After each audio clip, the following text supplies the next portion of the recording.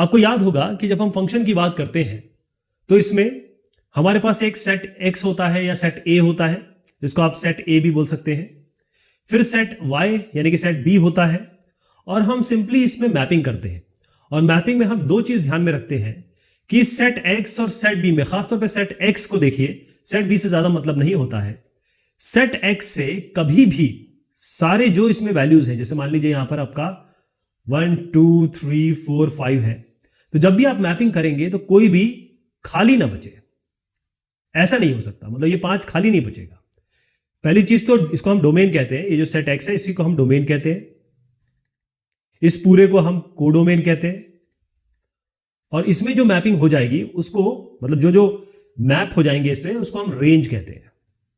यानी ऐसा भी हो सकता है ना कि पूरे में कुछ बच भी जाए, y में कुछ बच जाए, उसको हम अगर कोडोमेन से, मतलब कोडोमेन तो पूरा होता है, कोडोमेन से जो बच जाए उनको हटा दें तो रेंज बनती है। अब पहली चीज फंक्शन की ये होती है कि कोई भी खाली नहीं बचेगा, सारे के सारे डोमेन वाली वैल्यू यूज हो जाएगी। और दूसरी सबसे इंपॉर्टेंट बात है, कोई भी इस तरीके का रिलेशन नहीं होगा,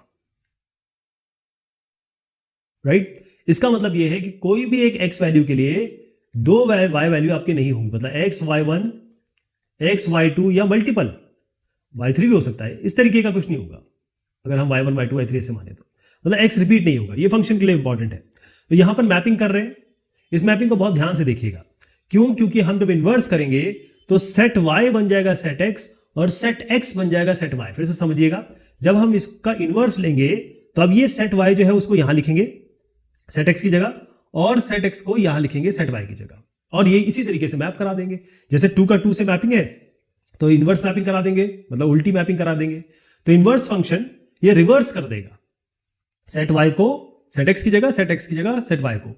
यानी जो डोमेन था अब वो आपका रेंज हो जाएगा, और जो रेंज है वो डोमेन हो जाएगा, उल्टा हो जाएगा। ये कैसे? जो मैपिंग थी मैंने उल्टी कर दी है इसको। ओके, बस मैंने इसको चेंज नहीं किया, मैंने ये नहीं कहा कि भाई ये सेट इसकी जगह चेंज नहीं की, यहां से यहां नहीं लाया, यहां से यहां नहीं लाया। बस ये उल्टी मैपिंग करके दिखा रहा हूं आपको कि भाई ये उल्टी मैपिंग से ये इनवर्स बन गया।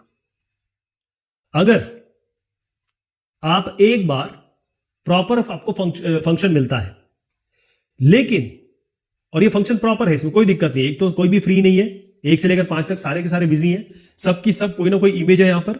और दूसरा यह है कोई भी इस टाइप का नहीं है, कोई भी एक से 2 मैपिंग आप नहीं देख रहे हैं ना।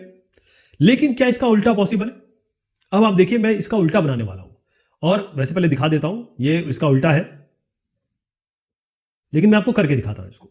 अब मैं जो सेट x है, ये पहले सेट x था, ये सेट y है, ये डोमेन था, ये रेंज है।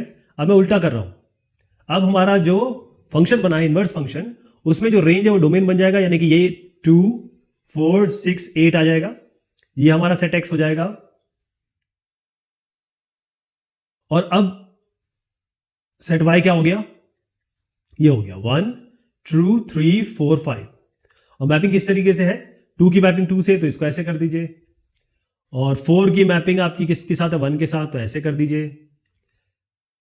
6 की मैपिंग किसके साथ है? 3 के साथ, ऐसे कर दीजिए। 6 की मैपिंग 5 के साथ भी है, ऐसे कर दीजिए। 8 की मैपिंग 4 के साथ है, ऐसे कर दीजिए। अब मुझे बताइए कि ये तो एक्चुअल फंक्शन था, इसमें कोई दिक्कत नहीं थी, ये आपका अब डोमेन हो गया, ये रेंज हो गया, मतलब ये फंक्शन है, ये फंक्शन इनवर्स है। इसमें आप देखिए क्या ये फंक्शन बन रहा है? ये नहीं बन रहा। पहली चीज क्या हम चेक करते हैं, कोई भी इसका खाली ना बचे, तो वो तो क्लियर है कि 2 4 6 8 सबकी यहां पर इमेज दिख रही है। लेकिन सेकंड जो चीज है, सेकंड कंडीशन ये फेल हो गई। कैसे? 6 जो है वो 3 से भी मैप कर रहा है, 5 से भी मैप कर रहा है, यानी अगर इसका ऑर्डर पेयर बनाए तो 6 3 और 6 5 हो रहा है। ये तो पॉसिबल ही नहीं है, x रिपीट नहीं हो सकता। ज्योमेट्रिकली देखें तो आप x के लिए, एक ही x के लिए 2 वैल्यू नहीं हो सकती, मतलब ये वैल्यू y1, ये वैल्यू y2। तो एक ही x के लिए x y1 x y2 ये 2 वैल्यूज नहीं हो सकती, ये फंक्शन नहीं बनाएगा। तो इसका मतलब ये है कि अगर आप एक फंक्शन लेते हैं उसका, तो ठीक है, अच्छी बात है, लेकिन अगर उसका इन्वर्स लेते हैं तो जरूरी नहीं है कि वो हमेशा फंक्शन हो। अच्छा, जब हम इस तरीके की बात करते हैं कि भाई एक इससे रिलेटेड है, और अगर हम इस तरीके की सिचुएशन देते हैं कि भाई यहां पर हमारे पास x के पास 2 है, ये मैनी, और यहां पर 1 है, ये x सेट है, ये y सेट है, तो ये मैनी है और ये 1 है, तो मैनी टू 1 कहते हैं इसको, मतलब ये अभी भी फंक्शन रहेगा, क्योंकि मैंने आपसे ये कहा y रिपीट हो सकता है, x रिपीट नहीं होना चाहिए, तो ये मैनी टू वन फंक्शन रहेगा। मैनी टू वन का फंक्शन का मतलब ये है कि एक से अधिक x y को रिलेट कर सकते हैं। इसको इस तरीके से समझे कि अगर ये बॉयफ्रेंड्स हैं 1 2 और एक गर्लफ्रेंड है, तो दो बॉयफ्रेंड की एक गर्लफ्रेंड हो सकती है, लेकिन फंक्शन में कभी भी एक बॉयफ्रेंड की दो गर्लफ्रेंड नहीं हो सकती, जो कि यहां देख रहे हैं। अगर इसको मैं 6 को एक बॉयफ्रेंड मान लूं, एक बॉयफ्रेंड मान लूं, और इसको हम गर्लफ्रेंड मान लें,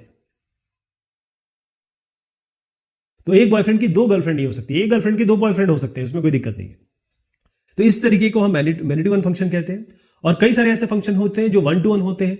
1 to 1 का मतलब यह है कि केवल एक के साथ एक रिलेटेड है। यानी अगर मैं इस तरीके से बनाऊं, यहां पर एक बॉयफ्रेंड 1 है, ये बॉयफ्रेंड 2 है, ये गर्लफ्रेंड 1 है, गर्लफ्रेंड 2 है, तो एक बॉयफ्रेंड की एक गर्लफ्रेंड, एक बॉयफ्रेंड की एक गर्लफ्रेंड, मतलब केवल 1 to 1। और मैनी टू वन भी समझ गया।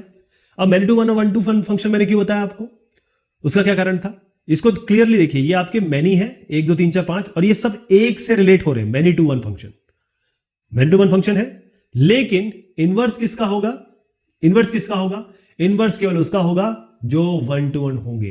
क्लियर हो गया, फिर से समझिए।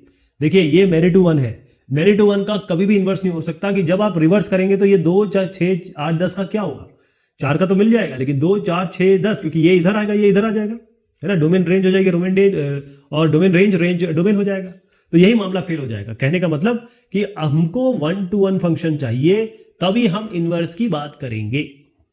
क्लियर, पहले 1 to 1 होना पड़ेगा फंक्शन को, तब हम इनवर्स निकाल पाएंगे। पहली चीज क्लियर हो गई। अब आप देखिए